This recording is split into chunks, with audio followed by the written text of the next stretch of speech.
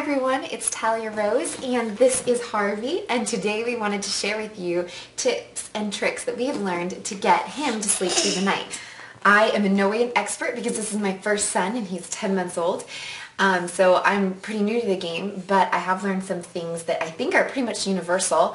And every baby is different, but they've worked really well for us, so we want to share them with you today. One of the huge factors in getting Harvey to sleep through the night was monitoring his naps. I would never let him sleep through more than one feeding. I didn't want him to satiate that REM quota of deep sleep during the day. I wanted him to get it all at night and for his body to say, yes, I need a long period of good deep sleep, because if he was getting that during the day, I just knew that he wasn't going to be sleeping through the night. Hi!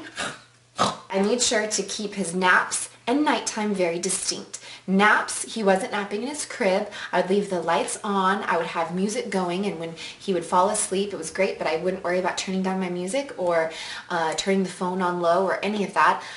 If anything, I would almost try to get the volume of the house a little louder, just so he wouldn't be a light sleeper. And in his nap, that he wouldn't go too deep into his sleep cycle. So for his naps, I would not put him in a dark, quiet room in his crib. I wanted to save that for nighttime, because then he knew that when he was in his crib and it was dark and it was quiet, that was not playtime, that was sleep time. And if he woke up and cried, I would not just come running like I would during his naps. So keeping them distinct, I think, has helped a lot. Now, also, there's really two main reasons that babies wake up in the middle of the night and start to cry. One is that they're lonely and they want to spend time with you and they know that crying will get you there.